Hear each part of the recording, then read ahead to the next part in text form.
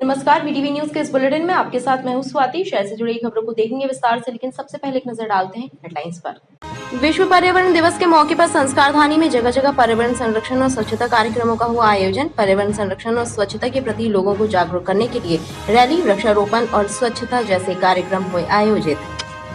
गढ़ा थाना अंतर्गत महेशपुर में रहने वाली महिला की मौत को लेकर विश्व हिंदू परिषद और बजरंग दल कार्यकर्ताओं ने किया गढ़ा थाने का घेराव। पुलिस ने महिला से मारपीट करने वाले आरोपी पति को किया गिरफ्तार। और मौसम में हो रहे बदलाव से लोगों की सेहत पर पड़ रहा असर, अस्पतालों में लग रही मरीजों की कतारें। पर्यावरण की सुरक्षा और संरक्षण के लिए पूरे विश्व में 5 जून को पर्यावरण दिवस मनाया गया। विश्व पर्यावरण दिवस के मौके पर विभिन्न जागरूकता कार्यक्रमों के माध्यम से लोगों को पर्यावरण संरक्षण और स्वच्छता के प्रति जागरूक करने का कार्य किया गया। इसी कड़ी में संस्कारधानी में अलग अलग स्थानों पर वृक्षारोपण, स्वच्छता अभियान और पर्यावरण जागरूकता रैली के आयोजन हुए, जिसमें बड़ी संख्या में नागरिक, जनप्रतिनिधि और प्रशासनिक अधिकारी शामिल हुए।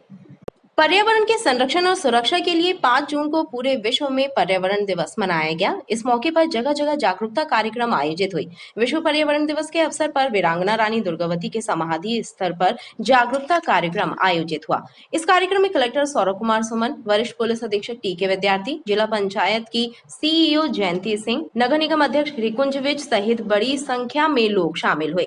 इस कार्यक्रम के दौरान उपस्थित सभी लोगों ने वृक्षारोपण किया और श्रमदान के माध्यम से स्वच्छता अभियान में हिस्सा लिया।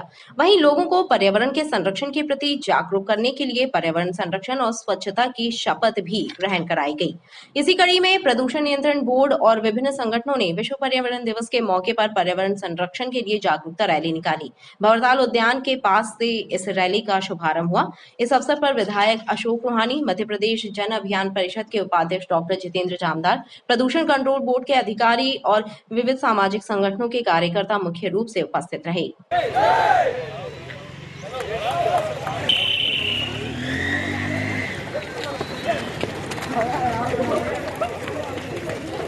इस बार का जो विश्व पर्यावरण दिवस का एक कार्यक्रम है, इसका एक अलग महत्व है, क्योंकि इस वर्ष स्वतंत्रता का अमृत महोत्सव और भारत के द्वारा G20 की अध्यक्षता, तो हमारे माननीय प्रधानमंत्री जी ने पूरे विश्व को एक संदेश दिया था कि आने वाले 25 वर्षों के अंदर जब भारत अपनी स्वतंत्रता की शताब्दी मना रहा होगा, पूरे विश्व के अंदर एक पर्यावरण का संतुलन स्थापित करने का प्रयत्न सारे देश मिलकर के करेंगे।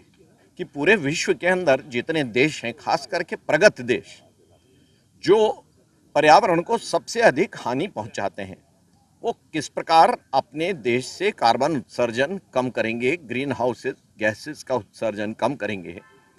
और इस संदेश को लेकर के प्रधानमंत्री नरेंद्र मोदी जी ने नेतृत्व करते हुए पूरे विश्व को एक संदेश दिया।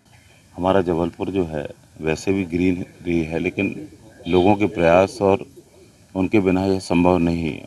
और ऐसे कार्यक्रमों के माध्यम से लोगों को जागृत करने का काम यूथ जो है, सबसे पहली बात है युवा पीढ़ी। प्रकृति ने हमको बहुत कुछ दिया है, अब प्रकृति ने जो हमको दिया है उसका सही सदुपयोग हो और आने वाली पीढ़ी को हम कुछ देकर जाएं, उस भाव को लेकर आज ये कार्यक्रम किया गया है। वहीं पर्यावरण दिवस के उपलक्ष्य में मां नर्मदा तट ग्वारीघाट में नर्मदा प्रदूषण नियंत्रक विकास समिति के सदस्यों ने नर्मदा स्वच्छता अभियान के तहत नर्मदा घाटों की सफाई की। इस दौरान नर्मदा दर्शन और स्नान करने के लिए आने वाले श्रद्धालुओं से भी नर्मदा के घाटों और नर्मदा जल को स्वच्छ रखने के लिए जागरूक करने का कार्य किया। आज हम लोगों ने मां नर्मदा के तटों पर झाड़ू लगा के कचरा एकत्रित किया और उसको डस्टबिन में डाला और घाटों पे जो गंदगी जमा थी उसको सफाई की। सबसे ज़्यादा यहाँ पे तेल के और शैम्पू के पाउच मिले, जो कि काफ़ी समय से यहाँ प्रतिबंधित हैं। अगरबत्ती के रैपर, नारियल के जटे और खाद्य सामग्री, लोग गुटखा खा के भी यहाँ घाटों पर बहुत थूकते हैं। तो हमारा प्रशासन से भी इस माध्यम से निवेदन है कि मां नर्मदा के स्वच्छता के लिए वो बगैर राजनीति के और सख्त कार्रवाई करते हुए इन सब पर प्रतिबंधित करें और रोक लगाएं। विश्व पर्यावरण दिवस के अवसर पर आयोजित इन अलग अलग कार्यक्रमों के माध्यम से लोगों को पर्यावरण और स्वच्छता का संदेश दिया गया। विश्व पर्यावरण दिवस के उपलक्ष्य में पश्चिम मध्य रेल जोन और जबलपुर रेल मंडल के द्वारा जबलपुर मुख्य रेलवे स्टेशन पर विभिन्न कार्यक्रम आयोजित किए गए। इस मौके पर रेल जोन के महाप्रबंधक सुधीर कुमार गुप्ता, अपर महाप्रबंधक RS सक्सेना, मंडल रेल प्रबंधक विवेक शील ने रेलवे परिक्षेत्र में वृक्षारोपण कर पर्यावरण संरक्षण और पर्यावरण सुरक्षा का संदेश दिया। पश्चिम मध्य रेल जोन और जबलपुर रेल मंडल में भी विश्व पर्यावरण दिवस मनाया गया। इस अवसर पर विभिन्न कार्यक्रमों का आयोजन किया गया। मुख्य रेलवे स्टेशन और रेलवे परिक्षेत्र में रेल जोन महाप्रबंधक सुधीर गुप्ता, अपर महाप्रबंधक RS सक्सेना, मंडल रेल प्रबंधक विवेक शील ने रेलवे अधिकारियों के साथ वृक्षारोपण किया। इसके साथ ही मंडल के अंतर्गत आने वाले नरसिंहपुर, रीवा और पिपरिया रेलवे स्टेशन के सीवरेज ट्रीटमेंट प्लांट का रेल जोन महाप्रबंधक सुधीर गुप्ता ने वर्चुअल माध्यम से उद्घाटन किया। अभिनंदन करें और हमारे कार्यक्रम के मुख्य अतिथि आदरणीय महाप्रबंधक महोदय द्वारा दिया गया। देखिए, आज पर्यावरण दिवस है। हम सबको मालूम है कि पर्यावरण का हमारे जीवन में, हमारे विश्व में कितना हमें हमेशा ध्यान रखना चाहिए कि हम जो चीज़ें यूज़ करते हैं वह एनवायरनमेंट फ्रेंडली हो, कि चाहे वो रेलवे हो चाहे कहीं भी हो। समाज के किसी भी क्षेत्र में हमें ऐसी चीज़ों का उपयोग नहीं करना चाहिए जो एनवायरनमेंट फ्रेंडली नहीं है। आजकल उनका बहुत सब्स्टिट्यूट निकल चुका है। ज़रूरत है जागरूकता की, ज़रूरत है एक कदम आगे बढ़ाने की, जिससे इन चीज़ों का उपयोग ना हो। इस अवसर पर स्काउट और गाइड के छात्रों ने नुक्कड़ नाटक के माध्यम से प्लास्टिक से होने वाले प्रदूषण और उसके दुष्परिणामों का शानदार मंचन किया। इस बात का ध्यान रखें कि हम जो पन्नी में या प्लास्टिक में खाना बांटते हैं वो खाना सड़क पर पड़ा रहता है उसमें, और जानवर उसको खाता है। जानवर को नहीं मालूम है कि प्लास्टिक खतरनाक है। तो वहीं स्कूली छात्रों ने प्लास्टिक प्रदूषण के दुष्परिणामों को लेकर आयोजित चित्रकला प्रतियोगिता में भाग लिया। इस अवसर पर रेल यात्रियों, कर्मचारियों और कुलियों को जूट के बैगों का वितरण कर उनसे प्लास्टिक बैग को त्यागने की अपील की गई।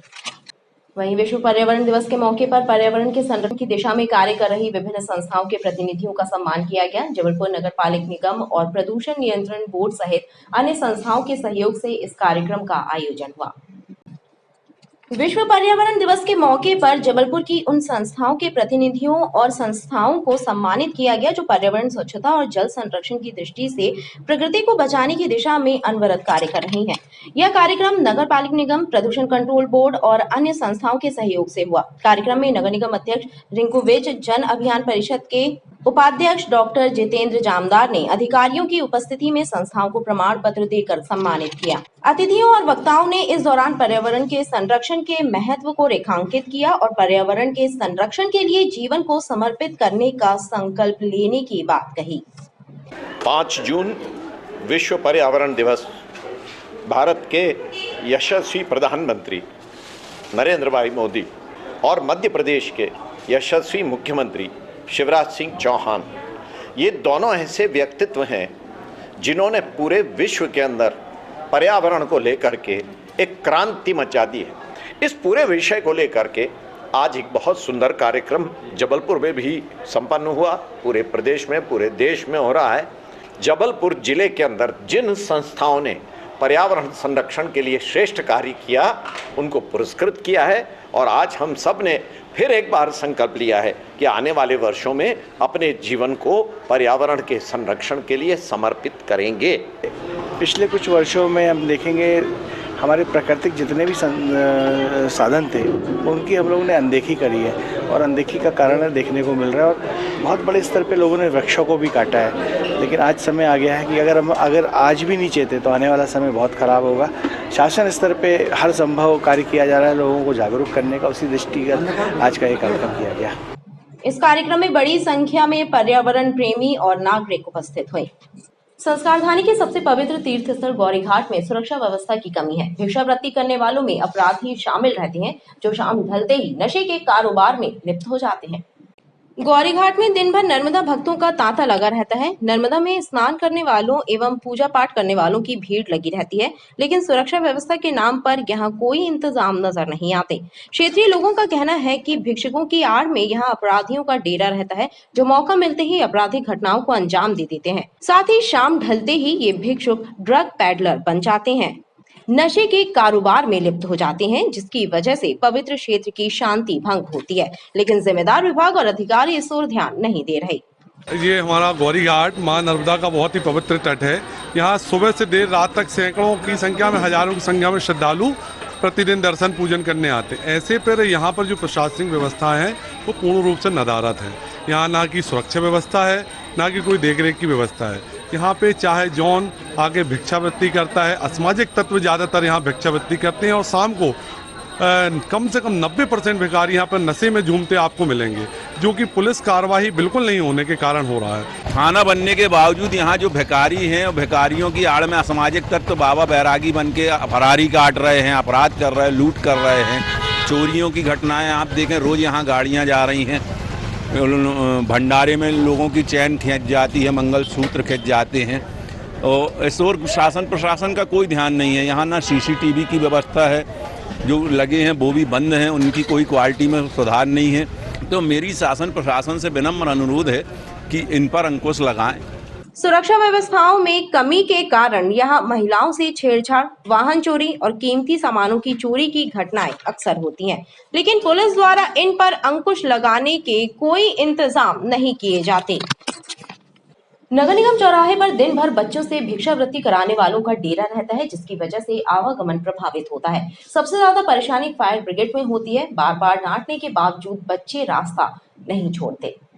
भिक्षावृत्ति कानूनन अपराध है, उस पर बच्चों से भिक्षावृत्ति कराना तो गंभीर अपराध, लेकिन जिम्मेदार विभाग और अधिकारी इस ओर ध्यान नहीं दे रहे हैं। नगर निगम चौराहों पर बच्चों से भिक्षावृत्ति कराने वालों का दिन भर डेरा रहता है। खास बात यह है कि भिक्षुकों के ये डेरे यातायात व्यवस्था को भी प्रभावित कर रहे हैं। फायर वाहनों को यहाँ से निकलना मुश्किल हो जाता है। फायर ब्रिगेड कार्यालय के सामने भी भिक्षुकों के झुंड कब्जा जमाए रहते हैं। 3 पत्ती मुख्यालय है अग्निशमन दल का। यहाँ पे अग्निशमन वाहनों का भी संचालन होता है, शव वाहन का भी संचालन होता है। मतलब दिन भर में 30 से 40 बार की गाड़ियाँ आवागमन होता है। चौराहे पे चारों तरफ ये इस समय ये मांगने वालों का एक डेरा लगा हुआ है, जिसमें 10 से 15 बच्चे हैं। हमारी गाड़ियाँ बार बार निकलती हैं, ये बच्चे बार बार सामने जाते हैं, इसमें काफ़ी दिक्कत होती है। श्रम विभाग, महिला बाल विकास विभाग, नगर निगम और बाल अधिकार संरक्षण विभाग जैसे तमाम विभाग ऐसे हैं जिनके पास बाल भिक्षावृत्ति रोकने के लिए पर्याप्त अधिकार हैं, लेकिन उनके द्वारा भी कोई कार्यवाही नहीं की जाती। यह हैरत की बात है।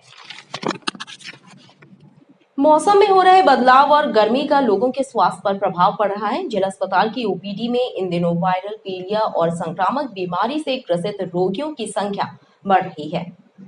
पल पल बदल रहे मौसम और तापमान में उतार चढ़ाव का असर लोगों के स्वास्थ्य पर पड़ रहा है। मौसम के असर से होने वाली संक्रामक बीमारी, वायरल फीवर, सर्दी जुकाम, पीलिया जैसे रोगियों की संख्या बढ़ रही है।